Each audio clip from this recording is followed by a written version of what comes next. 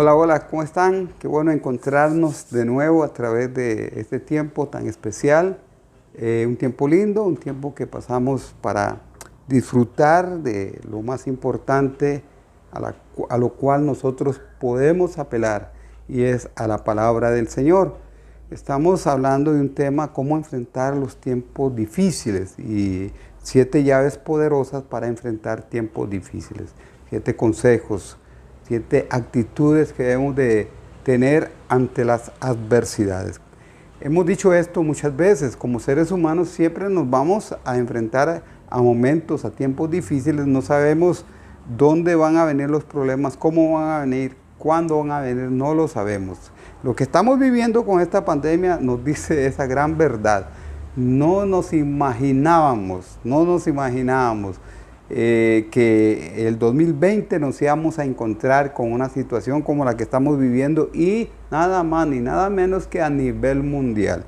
Y ha venido a afectar todas las esferas sociales, la alta, la media y la baja. Ha venido a afectar la economía, ha venido a afectar un montón de cosas. Y también pues la iglesia del Señor también ha sido afectada. Pero nosotros como cristianos, como hijos de Dios, como estudiosos de la palabra de Dios, por decirlo de alguna manera, tenemos armas maravillosas para hacer frente a estas situaciones. Desdichadamente hay mucha gente que son creyentes, cristianos, que pues acostumbrados a ir a la iglesia, tal vez con muchos años de ir a un templo, de ir a congregarse, de estar oyendo la palabra del Señor, o estar estudiando la palabra del Señor, o aún más enseñándola o predicándola. Pero hoy en día se están encontrando en situaciones difíciles, tal vez anímicamente, tal vez llenos de ansiedad, llenos de aflicción, de tristeza, de angustia, de duda, de desesperanza, o deprimidos. Y caer en ese estado es muy peligroso, porque nosotros tenemos, como digo, armas maravillosas para hacer frente a todas estas situaciones. Bueno, ya les hemos hablado de cinco poderosas llaves. La primera que vimos es estar siempre gozosos. El gozo del Señor es nuestra fortaleza, reza uno de los versículos del Antiguo Testamento. Orad sin cesar. Hablamos de que en el capítulo 18, verso 1, Jesús va a hablar de una parábola, y la parábola que Él va a enseñar nos da por lo menos 3 cosas: orar, la necesidad de orar y orar siempre. Interesante también.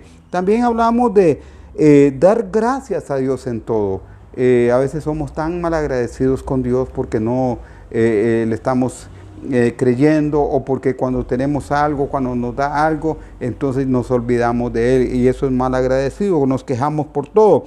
Número 4, no apaguéis el espíritu. Hablamos, ¿verdad?, de que nosotros como cristianos debemos de tener un espíritu ardiendo, ferviente, como una lámpara que está dando luz, que está alumbrando siempre, y eso así debe ser nosotros.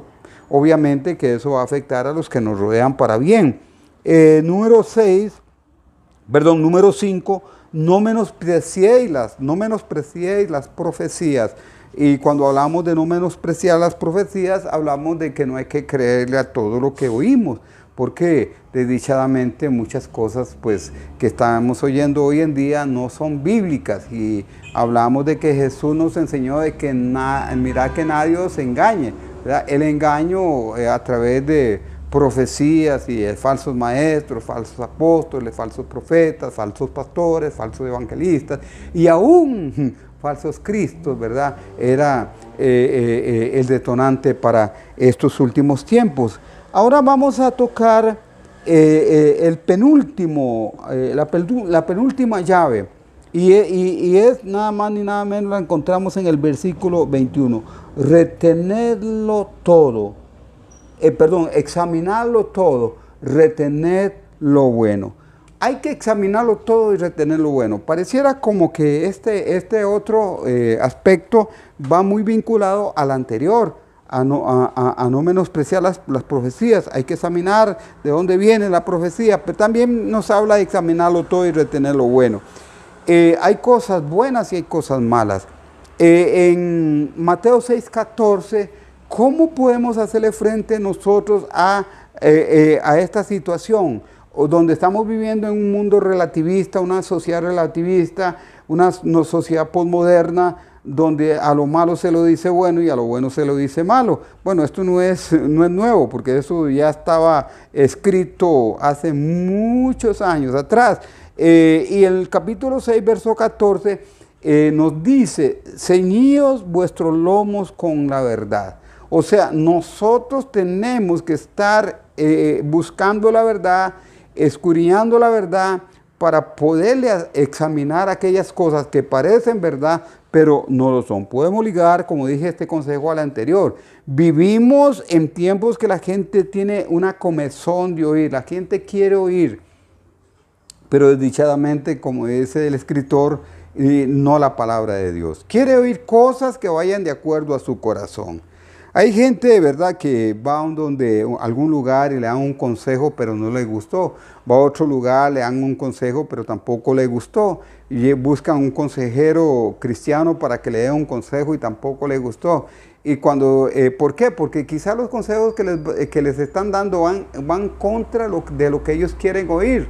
Bueno, así pasa, mucha gente no quiere, aunque son cristianos o van a la iglesia o se dicen ser religiosos, hay cosas que no les gusta oír cuando es la palabra de Dios, pero las cosas que otros le dicen, que si van de acuerdo y riman con lo que ellos desean, con lo que su corazón quiere, eso sí lo escuchan. Y ahí es muy peligroso cuando hay comezón de oír, porque entonces es muy fácil de que las gentes sean engañadas.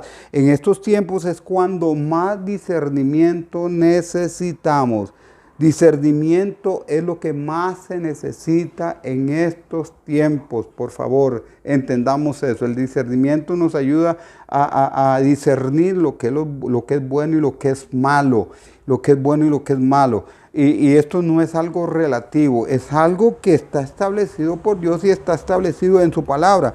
El discernimiento es un don para no ser engañado. A veces somos engañados porque no tenemos el discernimiento. El discernimiento nos ayuda a detectar lo falso, a detectar lo engañoso, a detectar la mentira. Como decía en el programa anterior, ¿verdad? Sobre pasar bastante tiempo con la verdad para no ser engañados con la mentira. Si usted pasa bastante tiempo con la palabra de Dios, con la verdad divina, cuando viene la mentira usted la va a detectar en el acto. El razonamiento también debe ser probado.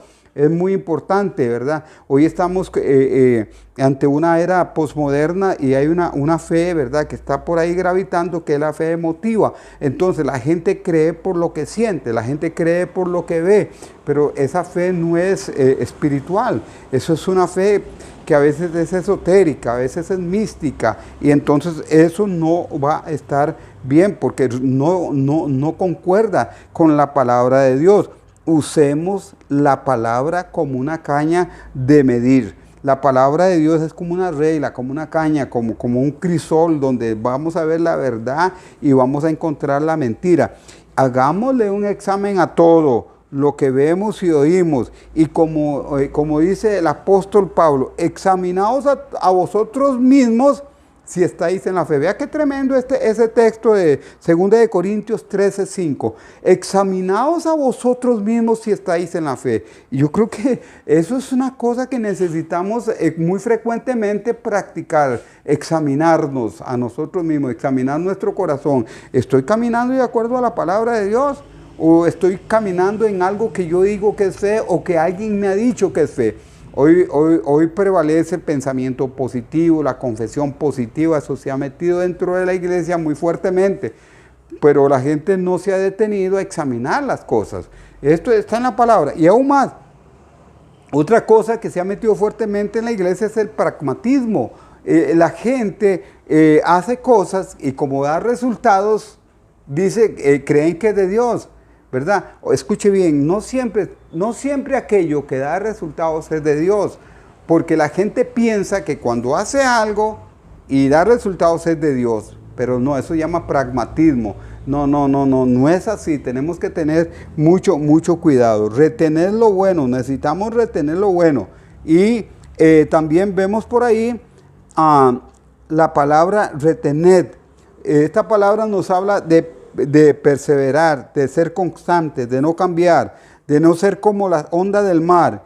Y a lo que hoy digo que es bueno, mañana no le digo que es malo. Y quién más que la palabra de Dios para probar lo que es bueno y lo que es malo.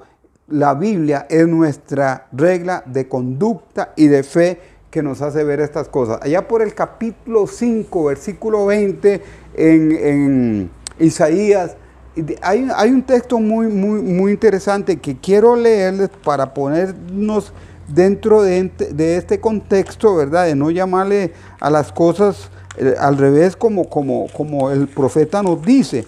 Y el profeta Isaías en el capítulo 5, en su versículo 20 nos dice la siguiente manera: ay de los que a lo malo dicen bueno, y a lo bueno malo, que hacen de la luz tinieblas y de las tinieblas luz, que ponen lo amargo por dulce y lo dulce por amargo.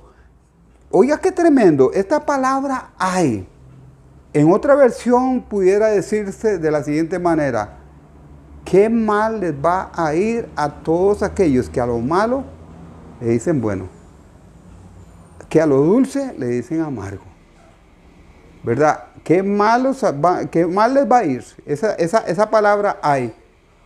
¿Verdad? Pudiéramos decir que es una advertencia de que aquellos que cambian lo que Dios ha dicho, les va a ir muy mal.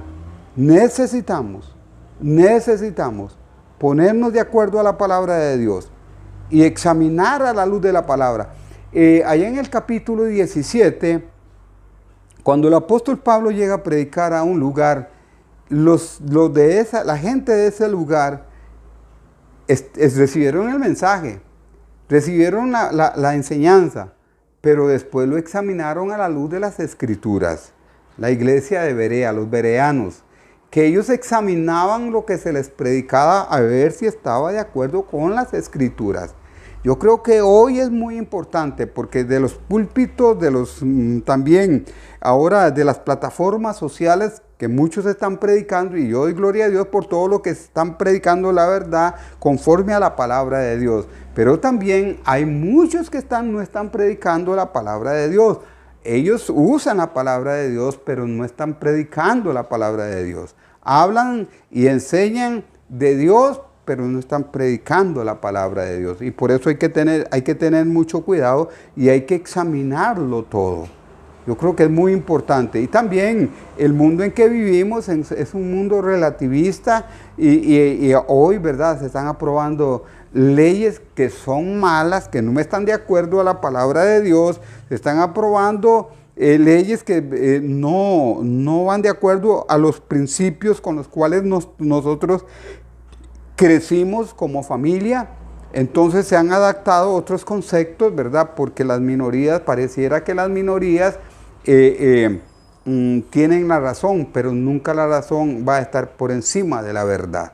La verdad siempre va a imperar ante cualquier cosa. Por eso hay que examinar la palabra de Dios, vivir de acuerdo a la palabra de Dios, practicar la palabra de Dios, para no caer en estas situaciones. Hay que examinarlo.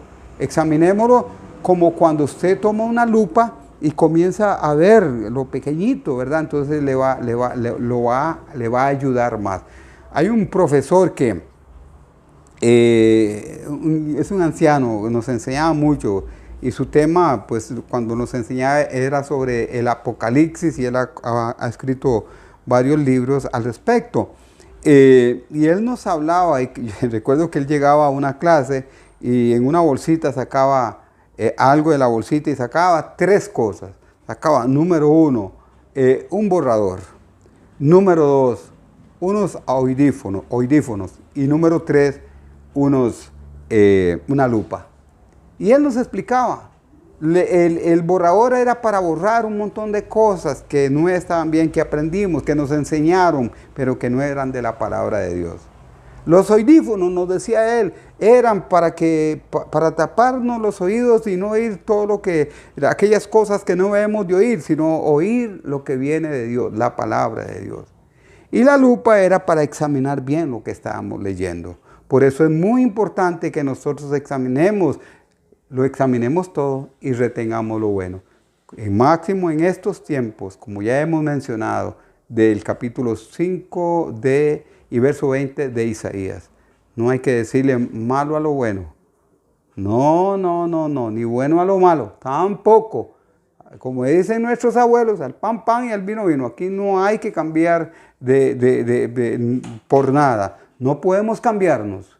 Tenemos que ser veraces, tenemos que ser consecuentes con lo que profesamos creer y con lo que predicamos. La palabra bendita, la palabra de Dios incambiable. Sécase la hierba, marchítase la flor, mas la palabra de Dios permanecerá para siempre. Que Dios les siga bendiciendo.